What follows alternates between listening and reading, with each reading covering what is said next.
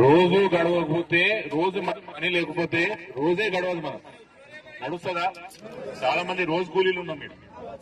అట్లా మనకి ఈరోజు పనే నడవకపోతే ఇల్లే నడవనే ఒక పరిస్థితిలో ఇక్కడ చాలా మంది ఉన్నారు. ఇవన్నీ కూడా ఆలోచన చేయకుండా మన జియాగూడ మార్కెట్ మన మేకల్ మండి ఏదైతే బంద్ చేసిండ్రో దానికి నిరసనగా ఇక్కడికి వచ్చిన మార్కెట్ సంబంధించిన మా అన్నలకి మా తమ్ములకు నాతో పాటు ఇక్కడికి వచ్చిన జీవన్ గారి మా తమ్ముడు శ్రీనివాస్ కే గాని అందరికీ పేరు పేరున నమస్కారం. అనగనగా ఒక రోజు ఒక రాజుకి ఒక కళ వచ్చిందట. కళలు ఏమొచ్చింది? రాజ్యంలో ఉన్న మనుషులందరూ కుక్కల్లాగా అరిస్తే మంచిగా ఉండని కళ వచ్చిందంట ఆయనకి.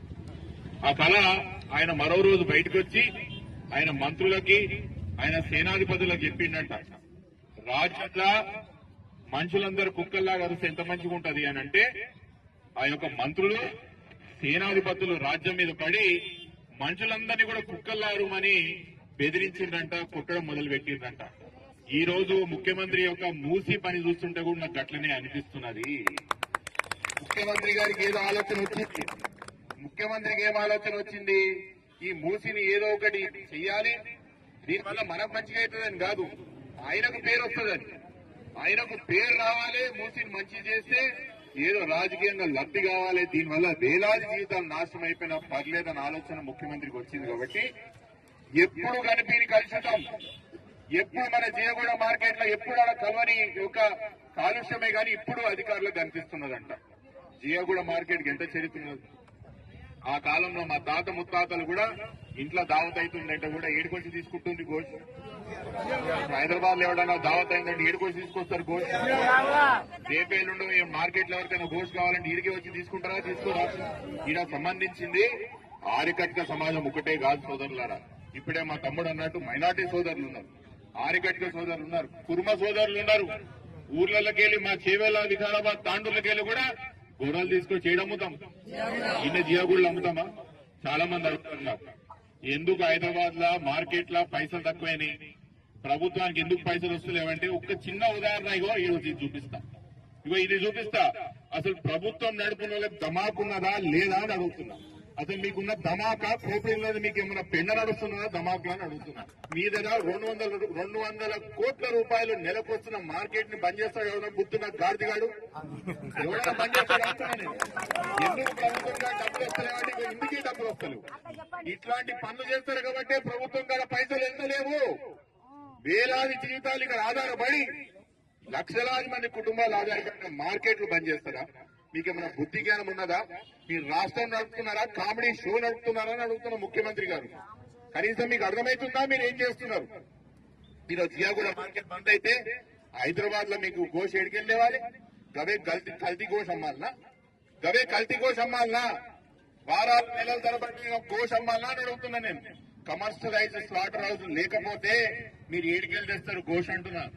మీరు తినే గోష్ కూడా మా స్లాటర్ హౌస్ కట్టేది ముఖ్యమంత్రి గారు. తింటారు, మీరు తినేది కూడా తింటారు. మీరు తినరా? మీరు కూడా తినరా? మీరు కనీసం ఆలోచన చేయాలి. అందుకే చెప్తున్న అధికారులకు కూడా చాలా నేను మా దగ్గర కూడా ఇదే అరాచకం మొదలుపెట్టి 10,000 ఇల్లులు గుంజుకుంటారట. 10,000 ఇల్లులు గుంజుకొని ఆడ మూసి కడతా అంటున్నాడు. ఈ రోజు 100 సంవత్సరాల నుంచి మార్కెట్ ఈడ ఉన్నది. ఈ రోజు కొత్త కట్టిన మార్కెట్ కాదు కదా, 100 సంవత్సరాల నుంచి ఇక్కడ మార్కెట్ ఉన్నది. నిజాం ప్రభు సర్కార్ నుంచి నిజాం సర్కార్ అప్పటి నుంచి ఇక్కడ మార్కెట్ ఉన్నది కదా. అప్పటి నుంచి మూసిలా కలుస్తుందా లేదా? మీకు కళ్ళు కనిపిస్తలేవా? మమ్మల్ని అడుగుతలేరా కొత్త మార్కెట్ కట్టిమని చెప్పి? మీకు దమ్ము ధైర్యం ఉంటే నిజంగా మంచి చేయాలంటే కొత్త మార్కెట్ కట్టించి ఇవన్నీ ఉన్న స్లాటర్ రోజులు పట్టి, కానీ అది చేత కాదు. కానీ ఉన్నోళ్ళుగా పనికి రాకుండా వచ్చి ఇవన్నీ కూడా ఆపి కూర్చున్నారంట. ఇవన్నీ ఆపి కూర్చున్నారు.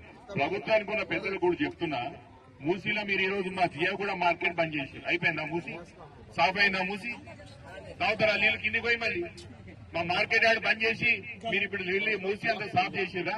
ఇప్పుడే చెప్తున్నాడు మా మగ ఈ డంపింగ్ ఎల్లబోతున్నది ఈ డంపింగ్ అన్ని కాలనీ చుట్టుపక్కల డ్రైనేజ్ ఏడిపోతున్నది. డ్రైనేజ్ కూడా మీ ఇంట్లో పెట్టుకోండి అని చెప్పుకుంటున్నాను. నేను కూడా చాలా సాఫీగా చెప్తున్నా. ఇప్పుడే మా తమ్ముళ్ళు చెప్తున్నారు, ఇప్పుడు ఈడికెళ్ళి మీరు మార్కెట్ ఓపెన్ చేసుకుంటారా, మున్సిపల్ ఆఫీస్ పోతారా అని మీరు ఒక కార్యక్రమం వేసుకున్నారు, మీరు వేసుకోండి. కానీ నేను అధికారులకు కూడా చెప్తున్నా, ఆదివారం లోపలిట మీరిట మార్కెట్ తెలవలేదనుకో సోమవారం జిహెచ్ఎంసీ ఆఫీస్ ముందర వచ్చి నేను కటింగ్ చేస్తాను.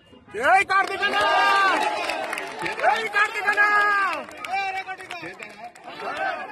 ఆదివారం లోపలిట మీరిట మార్కెట్ తెరవకపోతే ఆదివారం లోపల కానీ సోమవారం పొద్దుగాల కటింగ్ మనం జిహెచ్ఎంసీ ఆఫీస్ ముందరనే పీటలు పట్టుకరండి, కత్తులు పట్టుకరండి, కట్టైన ఏటలు పట్టుకరండి, ఆడనే కొడదాం, ఆడనే కొట్టి జిహెచ్ఎంసీ ఆఫీస్ లో పంచుతాం. ఎన్ని రోజులు మీరు ఇట్లా ఓపెన్ చేయకుండా అన్ని రోజులు జిహెచ్ఎంసీ ఆఫీస్ ముందరనే నేను కటింగ్ చేస్తాం. ఎంతమంది పోలీసులు పెడతారు? ఎన్ని రోజులు పెడతారు? బుద్ధి జ్ఞానం ఉండాలి. వేలగాది పశువులు వస్తాయి. పశువులు అమ్ముకునే పరిస్థితి ఏంటి అంటే బయట మార్కెట్ పోయి తక్కువ అమ్ముకోవాలన్నా? మన రైతులు బయట మార్కెట్ పోయి తక్కువ అమ్ముకోవాలన్నా? ఇక్కడ పనిచేస్తున్న వాళ్ళందరూ లేబర్ పనులకు పోవాలన్నా? ఏమైనా బుద్ధి జ్ఞానం ఉన్నదా? ఎంత దిగాలి మిమ్మల్ని? ఏం చేయాలి? ఏమైనా చేసే పనికి ఇంత అర్థం పడదాం ఉండాలి. काम करे तो कुछ थोपड़ी से काम करना, घुटने से काम नहीं करना. ఇలా చేసే పనులన్నీ గుట్నే సే పని చేసినట్టే పనులు ఉన్నాయి. అందుకే చెప్తున్నా మీరందరూ ధైర్యంగా ఉండండి. జియాగూడ మార్కెట్ అంటే ఒకటి కార్వానికి సంబంధించింది కాదు, ఇది హైదరాబాద్ సంబంధించిన ఆస్తి, తెలంగాణ సంబంధించిన ఆస్తి. ఇలా దెబ్బ పడ్డాడంటే హైదరాబాద్ దెబ్బ పడ్డట్టే, ఊర్లలో మా వాళ్ళందరూ కూడా దెబ్బలు పడ్డట్టే. ఈ మార్కెట్ తెరవాల్సిందే, మళ్ళీ నడవాల్సిందే. మీ పోరాటం ఎప్పటి వరకు